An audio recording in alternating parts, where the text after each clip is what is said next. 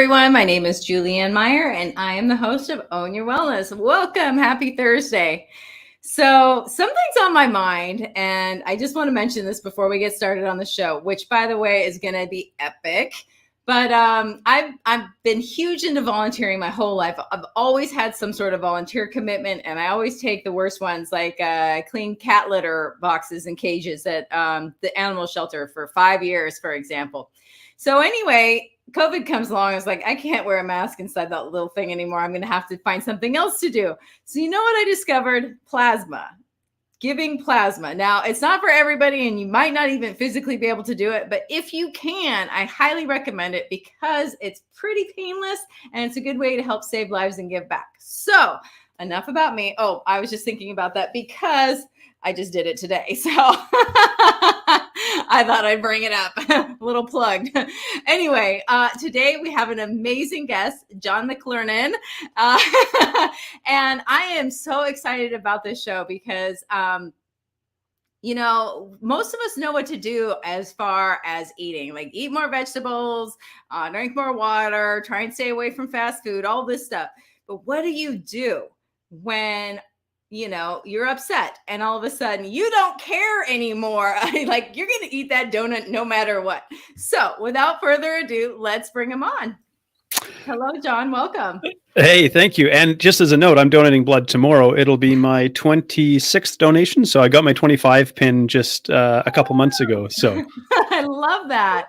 Yeah. It's really important right now, especially because a lot of people aren't doing it either. And I fell upon it because I wanted to volunteer at the library, and because I'm really good at that. I've done that before, but they're not accepting volunteers right now. So I was like, all right, I'll get blood instead. Yeah, well, I have the goal of 200 donations over the course of my lifetime, and it will take approximately 30 years. So it's a really interesting goal because it's not really one that I can speed up. I mean, I just have to stay alive, I guess, to be able to hit it, because I can donate a maximum of 6 times a year. And so I think I have 29 more years to go to get to 200. So each time I do it, it's kind of just kind of chipping away at it. But there's one, speaking of emotional eating, like there's one connection that I have. So at the blood donor clinic I go to, they used to have these fruit cream cookies, and so it's like the cookie with a little bit of frosting in the middle, kind of like an Oreo, like a white Oreo with like a jam drop in the middle. Oh, yeah. And the only time I ever eat those cookies is when I donate blood. And so every 2 months I have one packet of those, and it's kind of like a little ritual that I would have. This is what it's about. And just recently, I think they stopped bringing them in. And I was really disappointed because I had this emotional connection to these little cookies with a jam drop in them, because like that was what I would do after I would donate blood. So no, I love that. And I think that most everybody can relate to that. It's like, wait a second. Not even necessarily food, but definitely for me, at least. So I would love for you to tell a little bit more about yourself and your own wellness journey. Yeah, well, I've had really quite a varied background. So, I've been a nanotech researcher. I was a Marine engineer in the Navy, 4-time entrepreneur. I've actually had 2 businesses fail on me. I spent 3 years as a globetrotting English teacher, and really, it was kind of, this is about 10 years ago now. Around the world, I was traveling, living in South Africa, and I went through an incident there that was really traumatic, and we can dive into it if there's value for your listeners. I'll say I've done the work, so I can speak about it. But I went through a traumatic experience there, and really, I wasn't emotionally prepared to go through something like that. Not that anybody really is. And the result of that is I became a binge eating food addict. So I really turned to food to try to cope with the trauma of that experience. And it wasn't that I consciously set out to do it, but it was just a very primal coping mechanism for something I'd suffered. And as a result of that, I gained about 120 pounds in a matter of about 6 months. So it was really, in a sense, it was really shocking. But in that time, it was almost like I was a zombie. It was like I was sort of going through the motions in life and very disconnected from my body, and really just doing whatever made it feel okay and made those feelings and emotions and the intense stuff go away. And so it wasn't really kind of registering, because in my head, I still had this picture of myself as the sort of athletic basketball, volleyball player kind of guy that I was. Yeah. And it was when my wife and I went back to Australia. My wife is from Australia, and we went back there. And it was kind of like, that was like going to a safe place, because we stayed there for like 4 more months after the incident happened and continued the work that we were doing there. when we went back to Australia, it was like kind of getting to a somewhat safe place because it feels like a kind of a second home for me because we've been there and we've lived over there as well. And it was kind of where it dawned on me, like, oh my gosh, what has happened to me? Like, what have I done? And then I really fell into kind of this very distressed and depressed state because it's like, what the heck? How did I get here? What happened? Like, so I then kind of find myself wading into this murky world of like, how do you lose weight? Because I'd always like lifted weights and played sports and been active, and it was never really an issue. And now I'm morbidly obese. And, and I'll say prior to going through this experience, I would have thought that, anybody that was overweight, I probably would have had this idea that they were just like lazy or kind of undisciplined. Yeah. Because that was my perspective. I was like, well, I show up, I do the work, I eat well, I take care of myself, blah, blah, blah. If you're unhealthy, it's just, you're not doing those things. And, really, I say like a very sort of masculine, sort of logical kind of approach to it. So it really was a real disconnection from emotion. And I went on this 6 or 7 year journey of trying to lose this weight. And you name a diet, and I probably dove into it and tried it. And my long-suffering, amazing wife, we've been together for 17 years now, has like watched this whole journey and this whole evolution that I've gone through. And, I just think the next time, every time I was trying like a new diet or something, she would kind of just roll her eyes and, sort of go along with it. All along, really what was happening was I was taking care of everything except the thing that needed to be taken care of. Mm-hmm. I was trying to find answers in all the wrong places. And, I'd fallen into this pattern of self-loathing, really began to hate my body, feel as though my body had betrayed me. And I look back and I reflect, and it was almost like if I could just reject my body hard enough or something, that I could go back to who I was.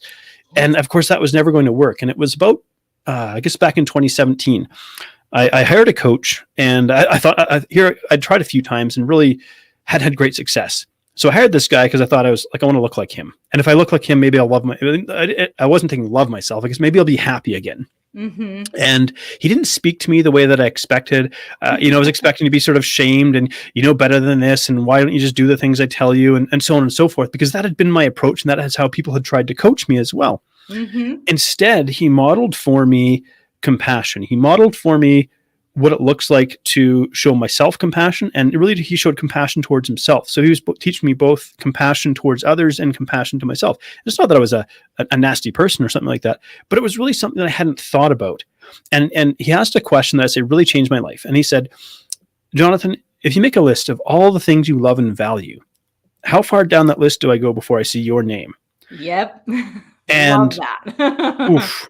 So the reality of that was I wasn't on that list. So it wasn't that I was on the bottom of the list. It was I wasn't on the list. And so that came as like a real shock even.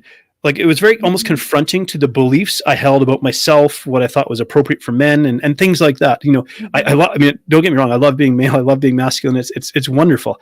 But I really had this unhealthy idea around masculinity and masculine strength and things like that, where it was like I wasn't worthy of compassion, didn't deserve it, or, we don't show love. So then you go, well, how the heck do I learn how to do this? This has never been a part of my life for the first 35 years of my life. Not that, parents are wonderful. They love me. I don't mean that, but I just mean this idea of like self-love, self-compassion. I didn't even, what do you do? Yeah. Never even thought about learning something like this. And so that sort of began this journey where ultimately I ended up losing and keeping off over 100 pounds. And so people ask, how'd you lose 100 pounds? They're asking like, tell me like your template, tell me your roadmap. Yeah. And they want to know like, how long did it take? And they're expecting to hear like, oh, it took about a year and I went keto, or it took about a year and I was paleo, or I went Mediterranean diet. Just give me the steps. Exactly. And the truth is I'm like, it took about 8 years total. Mm-hmm. And it was because I learned to love myself. And they're like, huh. That's not the answer I was expecting, because we're so conditioned, even still. Mm-hmm. It's changing. There's a shift happening in this. We know there's a shift happening, but it's still tell me what to eat. Yeah. It's give me the plan. And it's like, because we're avoiding, and for me, for a long time, I was avoiding that internal work, the work of really, really cultivating a healthy relationship with myself, with my body, and by extension, food. So, sorry, that was a really big nutshell, but and there's a lot jammed into that. So I know, and I'm like, "Where's my popcorn?" I'm totally enthralled. Yeah, And it just kind of led me to why I'm doing what I do today, I guess. Maybe Yeah. we could just wrap it up with that. That's why I do what I do, because I've been on this crazy like journey and with so much struggle and despair and anxiety and self-loathing and self-hating to get to now the place where I'm comfortable, where I love myself, where I'm emotionally healthy, mentally healthy.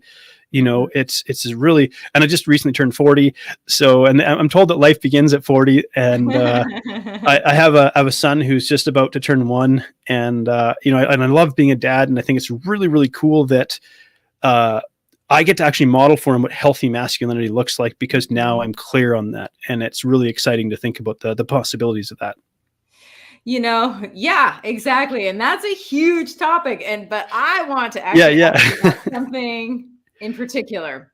Now, you mentioned about how people want some sort of template and they're like, Mhm. okay, do this and that. But then also you give them that template and they don't do it. Yeah, yeah, yeah, And absolutely. or they do and then it stops, or something comes up because they haven't done the background work, the inner Mhm. work, the stuff that actually caused you to put the food in your mouth in the first place. Yeah, I yeah, mean, everybody knows that fried foods are not healthy, they are not good for you. Yet yeah, last night I had mozzarella sticks because I yeah, was tired and I needed to eat something. I yeah. waited too long, and I'm fully aware that I was making a not so good choice for myself, and I made Right. it anyway. Now, but here's the thing. We often treat this as though it's like a black and white issue. And I think about it more like a dimmer switch, like with a light Mhm. bulb, right? And I speak so much to my clients about this idea of progress, not perfection. Yes. And so we look at, okay, you had some matzo sticks last night. Maybe you dipped them in marinara sauce. I'd Uh-huh. probably be dipping them in salsa, actually. Salsa is like my favorite condiment. But we could say, we could look back maybe 5 years ago. And I don't know about your journey. You know, it'd be really interesting to unpack your story as well. But, you know, 5 years ago, how you might have navigated that situation. You know, maybe you would have eaten those and fallen into a pattern of self-loathing and then felt like, oh my gosh, my night is ruined. I might as well just dive into now a giant bag of chips and, you know, go on a Netflix binge until, you know, 1 o'clock Exactly. and so on. Whereas now it's like, maybe I had a serving of matzo sticks, really enjoyed them. You know, I enjoyed some Mhm. social connection with somebody else and so on. So very different. So it's not like it's perfect, but if you look at how you might have navigated that situation in the past to how you navigate it now, really Mhm. significantly different. And there's a lot of progress there. And that's what we want to celebrate and focus. You know, I love that you said that, because it only takes one good decision to get back on the path Yeah. that you were on already. You don't have to keep making these choices, and you don't have to feel bad. Like, I don't Yeah. feel bad about eating Yeah, those absolutely. sausage Yeah. sticks. I don't. I enjoyed every single bite. It was so good. But Yeah. also, when I was done, I was done, and I moved Yeah. on. And Well, so it's like there's nothing that the last bite has that the first bite didn't offer you. The first bite offers you the most, and every bite after that offers you diminishing returns. yes. That's how it works, and it's actually how our brain works. And so, you know, if someone's going to choose to eat something indulgent, like let's say my clients, you know, I'm like, cool, sit down with it, taste the food. You know, maybe eat it slowly. So each bite, you know, if you're eating a hamburger, you know, how does sort of like maybe the pickle juices marinate with the beef, and you feel the texture of the cheese and the chewiness of the bun, and like really experience the food. Because you know, for myself, I was a binge eating food addict, which would Mhm. mean that I would inhale massive volumes of food in a very short window of time. And so I wasn't really experiencing the food. It was though I wanted this food badly because it was Mhm. going to change the channel in my head. And basically, it's like pushing everything down and just burying it in food, like metaphorically and literally. But on top of it, it was I need to get as much in as possible because I'm trying to bury it with as, you know, as much weight as Mhm. possible. Like there's so many very interesting parallels between like the emotional and the literal physical experience of binge eating. Um, but then like at the end of it, it's just like this. I call it the three amigos show up: the shame, the guilt, the regret, and you just fall into this place of despair. And I was actually dealing with like anxiety and depression that would go along with it as well. So real like mental health fluctuations. Mhm. And ironically, it was actually anxiety that was one of the things that kind of broke this binge eating habit of mine, because I would eat Wow. so much that I would feel so full and I would feel like I was suffocating and I couldn't breathe.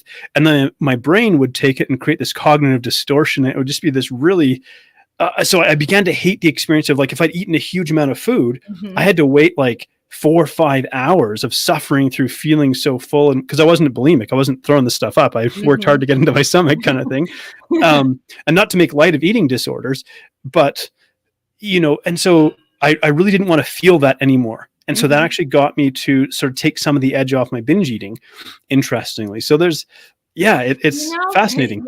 Yeah, it doesn't have to be black and white, at least there was some good. You never know. You just never know what's going to be the switch that's going to help. Yeah. Well, and we could treat something like anxiety and say that it's bad, but I don't approach it like it's so black and white. Yeah. So anxiety was, and I still live with it, but I'm able to manage it without medication. I use meditation instead. I'm fortunate because, and this is not to say that anybody who uses a medication, there's something wrong with you. There's certain times where it's medically necessary, and I support, there's no shame in that at all. But I remember when they gave me a medication and I tried it, I felt like a zombie for 12 hours. And I couldn't function. And I was like, I would rather go through a 30-minute panic episode than 12 hours of knowing there's nothing I can do until this drug is out of my system. Oh, wow. And so I went to my doctor and said, like, I can't do this. And he said, okay, well, here's what else you can't do. You can't keep living the way you're living. Something has to change. So just to paint a picture, I was trying to run a business. So I actually had a supplement store, so nutrition and supplement store. I was nutrition coaching, and like I'm a born coach. I'm really good at this. If I can toot my own horn, I'm good at this. I'm born to do this. I love this. This is my life's work, my passion. And here I was, 285 pounds, that kind of thing, and still working success with other people because we can always help others. Helping ourselves is a whole different ballgame. But he said, you got to change how you're living. And I was trying to power lift. So I was trying to keep up with my eating by lifting super heavy weights and listening to heavy metal and chugging pre-workout and all this kind of stuff. Mm-hmm. So a lot of stimulants going in and jacking up my nervous system, like sleeping 5 hours a night. And this isn't working. So push harder and very masculine in the wrong direction. And I was probably on the verge of a nervous breakdown. And anxiety was like my body pulling the fire alarm, my nervous system pulling the fire alarm and saying, you can't keep doing this. And so I had to I had to learn how to calm my nervous system down, which was crazy. It was, I did a Dutch test, which is a dried urine test of comprehensive hormones. And yeah, it was really fascinating because what they do is you pee on a strip over maybe 6 times over a course of 24 hours. And what they're doing is they're analyzing your dried urine for hormone metabolites so they can kind of give you an idea of what your 24-hour hormonal cycle looks like. Wow. Really kind of neat. Yeah. So some crazy stuff came out of this. One was that I had virtually no testosterone. Like none. Now, what's interesting, estrogen was super high. So now there's an enzyme in fat cells called aromatase, which your fat cells secrete that converts testosterone into estrogen, which drives abdominal fat storage and man boobs. So yeah. So it's like a double whammy for men. Yes, and then on top of that, the precursor to testosterone is also a precursor to cortisol production called DHEA. And so whatever DHEA might be left turned into testosterone is being shunted over to make cortisol because I was under such stress and duress. Like it was this hormonal cyclone happening in my body. And my response was to try to flog it harder, and so I had to take up meditation. And so I started with just 3 minutes a day because it was about all my brain could handle. I couldn't seem to even just learning how to quiet my mind was crazy. Just sit there. So I got Insight Timer, the app, and I would just play like white noise or like bubbling brook or waves rolling or something like that. And I did box breathing. So 4 in, 4 hold, 4 out, 4 hold. And every time my mind would wander, it would just sort of bring it back to the breathing. And my mind was all over the map when I first started. It really took about probably 6 months of this to get to the place where I could have a thought come into my head and not necessarily have to latch onto it and chase it down the rabbit hole kind of thing. So yeah, that was, anxiety. I mean, I had to cut out all stimulants, like nothing, no caffeine, no chocolate, no pre-workout, nothing. I had to become militant about my sleep. And, my wife at the time was managing a restaurant. So she was working till 1 o'clock in the morning. And so it was just this, so we had to make these wholesale changes to how I was living because I didn't want to keep waking up in the middle of the night with my heart beating out of my chest, And I was also trying to hide this from my wife that I was going through all of this, which is also something you shouldn't do.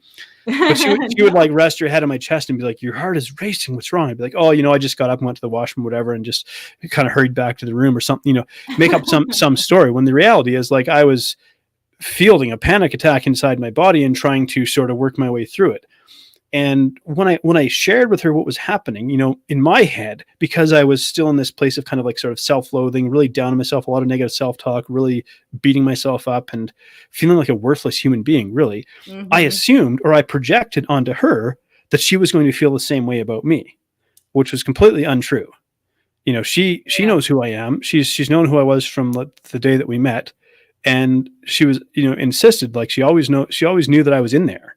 Yep. And so she wouldn't give up on us or our relationship. And so, you know, when I shared this with her, she's like, I know, I've been watching this happen. Like, this isn't happening in a bubble. Yeah. And you thought you were being so secretive, and she's like, yeah. finally. And so I said, okay, well, here's the things that I need you to do to help me. And you know, it's really almost like liberating to just finally let it out. I don't have to hold this in anymore. And she didn't see me as less of a man. She didn't see me as weak or anything like that. It was like, that must have been so hard for you to try to hold all this in and try to appear to be strong for both of us and all of this, you know? So it was, and that was around the time I also lost one of my businesses, which wiped out my life savings and left me with a mountain of debt. So just throw that in. Yeah. Like that wouldn't be stressful enough on its own. Yeah. Oh my goodness. Yeah. You know, there's something that you said that I think is really important too, is a lot of people, you know, they name things like anxiety bad or disease bad, but sometimes those are the exact things that literally end up saving your life, because it is a huge wake-up call, and your body is saying, okay, you didn't listen to me when I was giving you hints. Now I am going to make you stop, whether you like it or not. Yeah. And that was really what it was. And so now it's like, it's kind of like, so one of the hard things about anxiety is maybe this fear of when's the next one coming. You know, now I'm in the place where I'm at peace with that, because I know that if an episode happens, I know how to navigate, I know how to manage it, I know how to communicate it, and I can't logic my way around it. If the hormones start circulating, you have to just kind of go through the experience. But because I've done so much breath work and like meditation and things, it's a huge shift in terms of how I can calm my body. And I've really tuned into, I recognize when it's starting to rise. And I can usually, before it culminates in an episode, I've already taken the steps to kind of mitigate it. So it's really this cool place to be. But, you know, the other thing is anxiety really taught me to appreciate moments of peace and calm. Yes, it's not all good, not all bad, not black and white. I mean, I love that idea. It is not all black and white. Nothing is. Literally nothing is. And I just like that idea. But on that note, we are going to go to commercial break. So we'll be back in just a minute, okay? Well, everyone, as I mentioned, we got to go to commercial. But before we go, I want to say hello to everybody who's watching us live. We will be right back after these messages.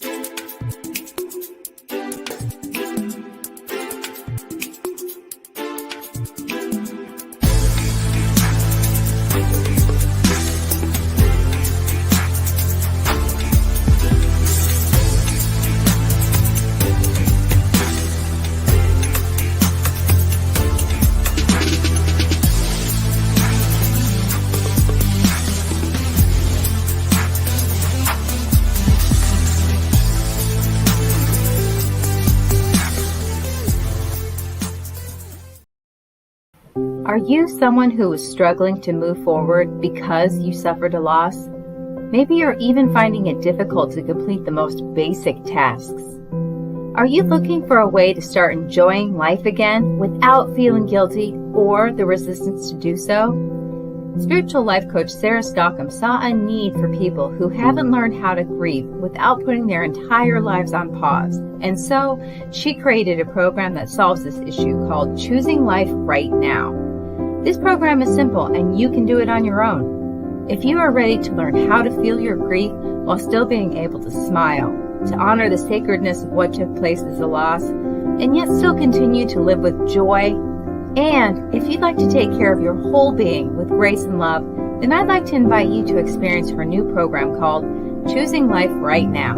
Sarah is currently offering her program for the promotional price of $77, but it won't stay at this price for long. To learn more, check out her website. The address is on the screen.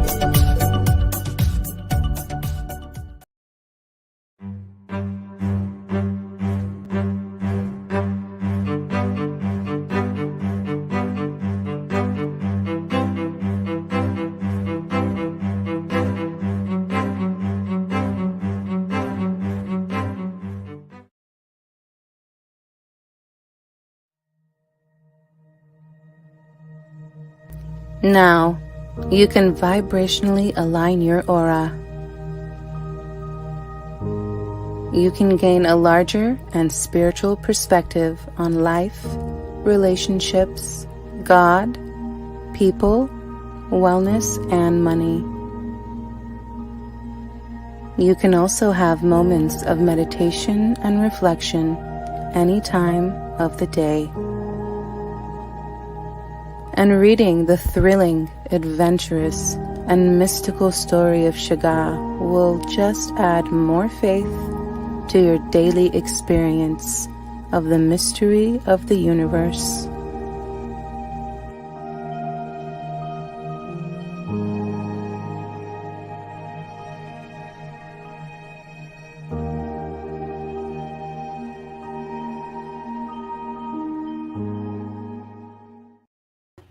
Welcome back, everyone. If you're just joining us now, my name's Julianne Meyer, and I'm the host of Own Your Wellness. And today's special guest is Jon McLernon. Let's bring him back.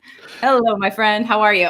Good. I was enjoying the very sort of variety of music with those commercials there. You know, I found myself sort of bopping along. Yeah. That was good fun. It is. It kind of adds a little something. Yeah. But anyway, before we go any further, I want to talk about you a little bit more. So this is your website. What can people find when they come and visit you here? Well, really, you know, when I work with people, it's actually a collaborative approach. And I think that's important to understand. So earlier on, we were talking about how the expectation is you're going to hand me a plan and I'm going to follow your rules. Yep. That doesn't respect people's individual autonomy and humanity, really. And so when I work with somebody, it's actually going to be, this is a collaborative effort where you have an active hand in shaping the path you're going down and shaping the new lifestyle we're building. So I kind of take I call it a nutrition progression approach. So rather than, you know, dumping you with a bunch of rules you have to follow because Coach Jon told you to, instead we start with step by step with a principle, and we say, I'd like you to try to apply this principle, and I want you to tell me what goes well, what goes wrong, what it triggers, and how do we adjust it to make it work for you. And in doing that and going about it this way, we now start to shape a lifestyle. But now the individual that I'm working with is doing this on not quite on their own, but they're doing this and taking ownership of the process rather than saying, you know, hey, you told me to do this and it didn't work. You know, no, this is a collaboration between two experts. You are the expert of your own internal environment. You are the expert of your life experience. And this input is really important in the process. And then I bring my expertise in nutrition and behavioral psychology. So it's a really, I love it. It's this really cool collaborative process that's so different than what we've sort of been conditioned we're supposed to expect. Mm-hmm. No, I love that too, because we're taught to like just listen to the man in the white coat and do exactly what they say. Yeah.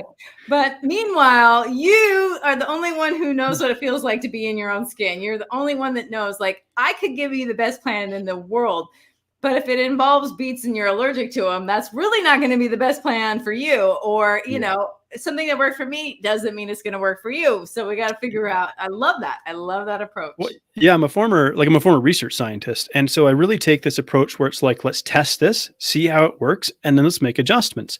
And I mean, I call this process brain-driven weight loss, because really what we're working with the brain the way the brain actually works. Mm-hmm. So to sort of give you if we start on a diet, so let's say, okay, I'm going to go keto starting Monday.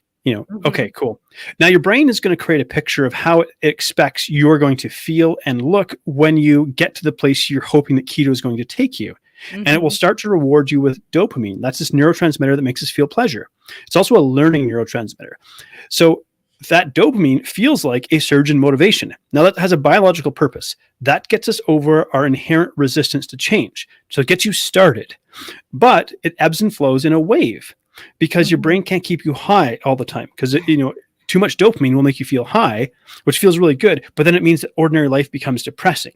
So naturally the body sort of tapers off the dopamine. Now you'll feel like I've lost motivation. It's like, well, actually, this is how our brain works. And so if we know that, we anticipate within a couple of weeks of starting this process of creating change, we're going to see a fall off in dopamine, and we're going to maybe wonder, is this really what I want to do? And then this is where people start to program hop. I'm going to go chase my next dopamine high. So I'm going to jump on the next program, the next 21-day fix, the 30-day challenge, the whatever it happens to be. And that's what, we have to recognize that we're not taking a temporary detour and going back to the old person we were. We're going on a journey that has a destination that's different than where you are right now. And so that's the mistake that a lot of people make. So I call my flagship program Lifestyle 180. And it's about an entirely different direction for your life. And so we're going to reverse engineer your healthy lifestyle, but we do it in a way that works with your brain, the way that your brain actually works. So it's really, really cool. No, I love that. And I love the idea of you teaching and coaching people to work with their brain, because I'm always like, you're not your brain. So if you can realize that just because you have like that drop off of the dopamine, it doesn't mean anything except for what you make it mean. Yeah. So, there's a saying in AA, and it is, don't quit before the miracle. Yeah. I love that. Before the miracle. And it's like you said, people program hop all the time. Like, just stick with it. Stick with what, you might not have exactly where you want to be right now, but you also didn't get to this position in a week. Yeah. Now here's the next really important piece of the puzzle. No matter what the program, like, you could have the best program in the world. Of course, I think mine's amazing because I'm not even biased at all. But along the way, like, you're going to get triggered. You're going to struggle. You're going to fall into old behavior patterns. You're going to fall off the wagon. Now, I say there is no wagon. There's only life. Yeah. But the idea is, I'm going to do everything perfectly. I'm going to put myself in this straitjacket, essentially, and just do everything perfectly until I get to this result. Then I can live my life again. That's a recipe for like abject failure, just blowing your entire life up, basically. So instead, we accept this premise that when I start out in this, of course, you're going to fall into old behavior patterns. They've been wired into your brain for, 10, 20, 30, 40, 50 years. Exactly. Like, my four most recent clients are all in their mid 60s, which is super exciting for me. Love that people at this stage in life, they haven't given up. And so, we have to step back from this idea that I'm just going to temporarily step away from what I'm doing right now until I get to a result. And then I'm going to go back to whatever I was doing before. And so I would say, like, if your diet has an expiry date, so do your results. That's the biological reality. So there's even so we're going to navigate some crazy emotions on this journey, whether it's like despair, grief. You wouldn't think about it, but we actually are going to go through, sounds very dramatic, but a metaphorical death. So the person that I was describing in 2017 or back in 2011, those people are gone. That person, that former version of myself, is not coming back. And that's amazing. So I've had to grow into this new person. I even wrote a letter called Dear Old Jon. So I wrote this letter to myself and I said, we had some good times, didn't we? Boy, we could put back the wings. My record is 76 wings, Yeah, it's crazy. Right. Wow. And so I wrote all these things and I actually had tears when I was writing it, because I was saying goodbye to something that wasn't coming back, because I knew if I brought that version of myself back, I was going into a worse place than where I started. And so it's so powerful. This is why coaching is still a thing. You would think, why in the age of Google does coaching even exist? Because the problem is not information. Nope. It's not information. It's implementation. And it's like, well, why do we struggle? And so we go take this process and we look at it through this lens of compassionate curiosity. So the very core of what I do, the very heart of what I do, my two core values are compassion and integrity. So live what I teach. And as imperfectly, we're all imperfect. It doesn't mean I do it perfectly. And look through the lens of compassion. And for those listening, I'll just give you a little picture to help you understand compassion better, or how I see it. So let's say, hey, I bump into you last night and you're halfway through your matzo sticks there, right? So I go, Julie, what are you doing? You know better than this. Don't be dumb, and I just start making these comments. Maybe I didn't even mean a whole lot by them, but immediately we've generated the emotion of judgment. Now, judgment doesn't cause us to want to change. It causes us to want to hide the behavior. So I want to keep the behavior, but I don't want to change. So it pushes you back. So judgment doesn't really help people. And this is why, my clients wonder, why don't you tell me off for doing this? And I'm like, because it doesn't help you move forward. Exactly. Now, on the other hand, if I say, well, since you've had the matzo sticks, you might as well dive into, ice cream sundae and a bag of chips and just totally go hog wild tonight. Well, that's called enabling, right? That doesn't move you forward either. And so compassion walks the middle road and goes, hey, let's understand how you got here. What got you to this place? Because through the lens of understanding without judgment is where we can create change. Because in order to create change, there's a quote that goes something like, the curious paradox is, when I accept myself as I am, then I can change. Yes, it is so true. It is so true. And I also like to mention too, and this came from Les Brown, and I'm not going to quote him right, but this is where I got this idea from, is that, if, beating ourselves up worked, then we'd all be thin, successful, Yeah. rich, and like all these things.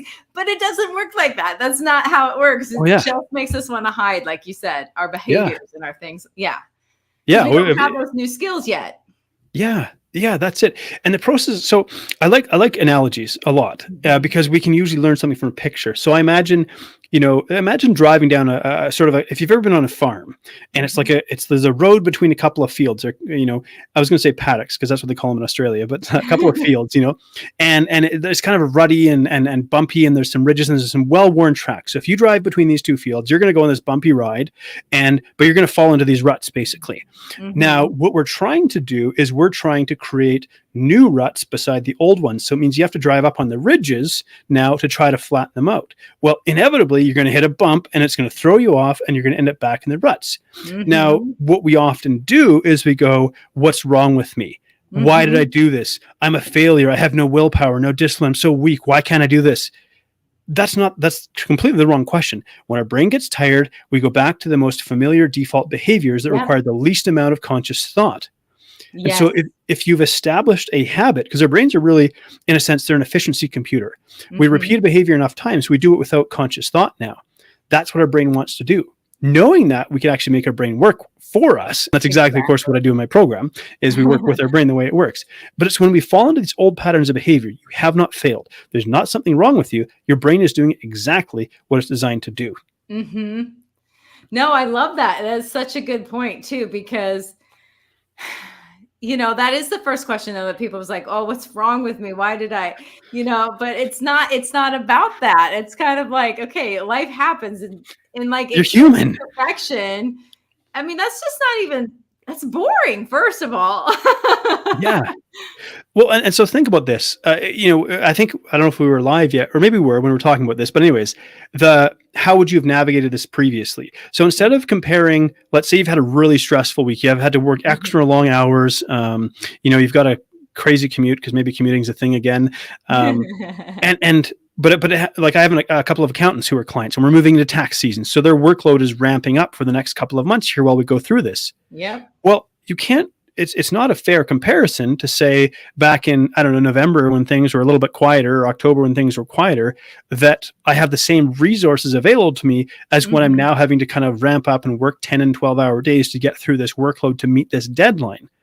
Yeah. And so instead of comparing, the February or March when it's tax season to November or October when things are quiet, it's like you compare it to the previous tax season and go, well, how did I navigate this last year? And that's part of the sort of progress, not perfection mindset, where we say, okay, in comparable circumstances in my past, I might have navigated it differently. And so that's where we identify growth. And it's kind of a part of this growth mindset. And we move towards what we focus on. So 90% of the time, I'm really highlighting what my clients are doing well, because I want to say, how do we expand that? How do we do more of that? How do we nurture this and encourage it? Because if we go into it with this mindset of, I'm going to fix you because you're broken, that's what we focus on.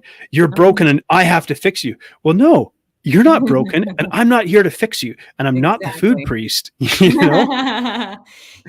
else that I really feel compelled to mention as well is, oh goodness, it was probably 7 years ago. I did a 4-week juice cleanse. That was it, just juice. And I did it, and I did it well. And it, it helped me reset everything, and it was great. But for me to try and do that now is unrealistic. Because I was successful 7 years ago, my circumstances were different. I wouldn't be able to do it now. I just wouldn't be able to. So to expect myself to be able to do it again is not fair, because I'm not the same person as I was. I'm not in the same situation. None of that. Yeah, it really goes back to that idea. Like if your plan has an expiry date, the results you get from that plan also do. Exactly.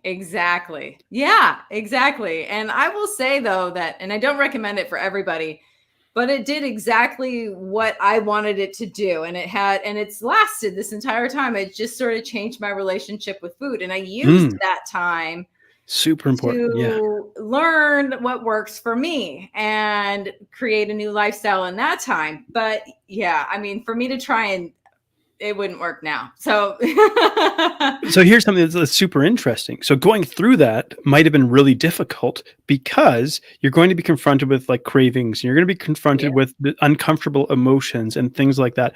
And so it sounds like you went into it like actually a really cool mindset where like the idea that something's wrong with us if we feel a difficult emotion, or something's wrong with us if we get triggered and so on. I'm like, no, that's an opportunity to process. It's an opportunity to move through it.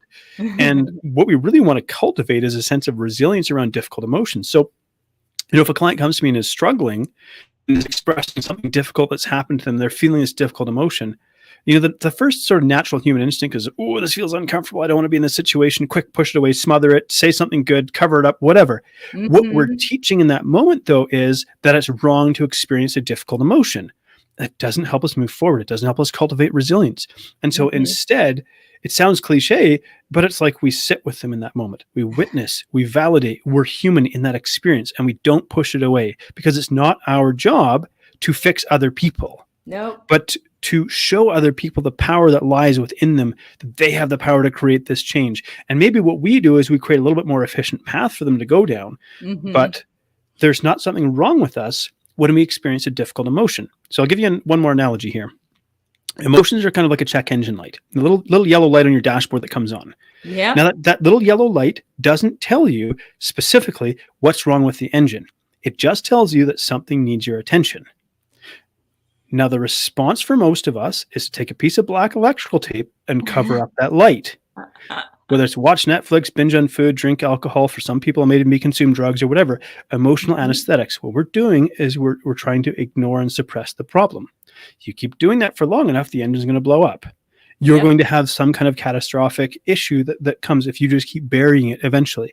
Because, there's a really cool book by Bess van der Kolk, The Body Keeps the Score. And I love that book. Oh yeah, it's a heavy book. It's and it's big, and but it's really, these things that are stuck inside of us, they don't go away by pushing them down. No. And so what you would do when that check engine light comes on is, well, I'm going to maybe take a look at it, see if I can identify something. I'm going to bring it to a mechanic, and the mechanic's going to run a diagnostic and say, okay, here's what we see going on. And so if we just keep burying things with emotional anesthetic, eventually we're going to reach a place of catastrophic failure. Yes, exactly. And it's like the whole disease thing, if you don't pay attention, it's just going to get louder and louder. So yeah, it doesn't actually go away. You might just avoid that negative feeling for a while, but it's going to come back and bite you in the butt. It always does. So I know that you happen to have your own podcast, more than one, but I would love for you to talk about this one first. Yeah. So between the before and after. So on social media in particular, we see the before and the after photo and we think, I want that result. And social media really cultivates this sense of like, I want instant gratification. I don't want to have to work for it and so on. Between the before and after is really about exploring human stories as we go through the process of change. And it's about overcoming significant obstacles in life, whether it's, a cancer survivor or someone who nearly died on the operating table partway through the life, or, things like that. So it's not just about weight loss. I work in the realm of weight loss, although I wish I could just say side effects might include weight loss, because really I work in the realm of transformation, right? Human transformation. But we want to explore those stories, and podcasting gives us the opportunity to eavesdrop into these conversations and be inspired by ordinary human beings who've overcome really significant obstacles. One of my upcoming interviews I'm kind of excited about is actually someone who survived Cambodia's Khmer Rouge in the killing fields. My goodness, to dive into that story, like that's going to be a heavy one. But I'm like, I am fascinated by the human experience, the human spirit, the resilience that we don't discover how powerful and resilient we are until we're put through, like I've been through trauma, till we're put through that experience. And so I want to inspire other people by sharing these stories of human triumph in the face of significant adversity. And so that's kind of what this is about. I love that because, we always think like in the United States, it's a microwave society. We want everything right now. Pop it in there, heat it up real quick, and we're good to go. But anything worth having is not going to be done in the microwave. Yes. Yeah, you wouldn't cook a steak in the microwave. No, you could. Sure. I have a story about that when we were stuck in Switzerland in a hotel and the kitchen didn't work, and yeah. Oh my gosh, that's hilarious. Something that I wanted to talk about really quickly too, about food in particular is, we have this idea, and it goes back to the good, bad, like, okay, this is good for you, this is bad for you. Well, there's certain things that, for me, there's food, and then there's food like substances. And a food like substance would be McDonald's or Taco Bell or something like that. However, I used to live in Italy, and me too. Yeah. And supposedly all these horrible foods. And I'm like, people here are healthy. First of all, they don't go to the gym like we do, out west, and they don't, they're not like bad carbs, all this bad carb stuff. I know that there's more to it than like, there's a few things like, the preservatives, and there's differences in the food. But the thing that I noticed that's completely different about Europe as opposed to, Western cultures is that they really truly enjoy their food. Just like you mentioned before, like they sit there, they enjoy it. It's also the experience and who they're with, all of this stuff. It's not just shoveling food in their face. And then wondering why, so the horror of like putting pasta beside the salad. Exactly. Like you don't do that. You eat the salad first, and then the next course comes along, and you experience that, and so on. And I actually, sort of along that vein, I have a resource that I just actually shared with you, and it's called Crush Your Cravings. And so, really, I take people through a 4-step process to overcome cravings that they experience, and I call it FAST, which is like feel, acknowledge, speak, and time. And so I'll give it to you in a nutshell, but we break it down in quite a bit more detail, and I share a couple of really inspiring stories in there from some of my clients as well. And so feel is really about just identifying, what do I feel in my body? Where do I feel it? Being curious about it instead of necessarily thinking I have to push this away, and acknowledge is really, about just realizing it's not a negative thing to experience a difficult emotion or uncomfortable emotion. And then speak, you may not speak it out loud, but it's really about producing language about what you're feeling and what you're experiencing. So now by producing language around it, we're starting to define it. So it's now not this sort of fuzzy monster that we, it's now in the corner in the dark. yeah, exactly. And then time is just recognizing that, the most intense sort of peak of an emotional wave lasts 10 minutes or less. It doesn't mean it goes away completely, but if we can survive, so a wave comes in, it peaks, it crests, and then it crashes and breaks back down again. And that's what a lot of this is like. And so when it comes to things like cravings, so this is just really one of the things. There's a couple of other things I've thrown in there as well. So, how to sleep your way to a lower weight and a few other clickbait teasers like that. So it's more complete, but I just wanted to share that little tool with people here. No, I love that. Oh my goodness. I was like, are you in my head? You're talking about all these things that I'm like obsessed with. Well, it was the conversation was meant to be then. Exactly. Oh my goodness. So we're running low on time. So I would love for you to share anything that you think is, you've already given us a lot of gems, but is there anything else that you want to mention that you haven't brought up yet? Yeah. For anybody wondering, like, how do I start? Where do I start? Yes, and I really say compassionate awareness. So 95% of our brain function is really automatic. It happens without our conscious awareness. And so if we want to create change, we have to create conscious awareness around our behavior patterns. So in one way or another, we start recording what it is that we're doing. I'll give you an example. I have my clients take photos of their meals. Now, it's not an ideal thing, but what it does is it triggers our prefrontal cortex. Now, what we're doing is we're teaching our brain to actually take a photo as well. And over time, we don't have to necessarily physically take photos of our meals, but in the beginning, we're teaching our brain how to do that. We're creating conscious awareness around our eating behaviors. Now, the reason I include the word compassion in there is because it's really, really important that when we see these behaviors, when we see our flaws, when we see our struggles, that we wrestle with our struggles in the light, that we don't create judgment around it. Because remember, judgment pushes us backwards and makes us hide our behaviors. Compassion allows us to alleviate the guilt we feel for being human and struggling and create space for us to move forward. And so compassionate awareness is the first step to transformation. Well, the other thing too that I don't know just popped into my head about, when we like point out the mistakes, not only to ourselves, but to other people, we are already aware. That person is already aware. By just, highlighting something that's negative, it makes people want to shrink away. And Mhm. and imagine if you're doing that to yourself. What kind of a relationship are you creating with yourself when you are shaming and blaming and Yeah. all this stuff? You can't get away from you. Well, it's like, I would say if I treated a friend the way that I Mhm. treated myself, or if I treated my wife the way that I treated myself, I would not have a relationship. Exactly, And that's an exactly. Why is that okay? indication, and we'll have to explore this in another conversation, Mhm, self-compassion and why we do the things the way we do, and how do we create change around that piece specifically. But, mhm, really you start with this question of, if a friend of mine was struggling with this, someone who I love, who I cherish, who I value their mhm, relationship and friendship, and they were going through this struggle, how would I treat them? You know, mhm. Exactly. probably you're not going to beat them up. No, Probably definitely not. you're Definitely going to sit with them and go, hey, you know what? It's okay. You're human. You struggle. not. Mhm. Compassion is so, so, so important. It's the thing that's like probably the missing the most in our social media charged, emotively charged kind of environment that we live in nowadays. So if we can cultivate that again, it can really Mhm. create massive change. Something that I always think about too, and I learned this because I had a Zen life coach for a while, Okay. and he's an amazing man. And something that he learned while he was in the monastery that I just always like, it really resonated with me is he would never, he'd work all day and he'd come back to his little hut and he would never make himself a fire, even though it was freezing because he was too tired and it was a lot of effort and all of this.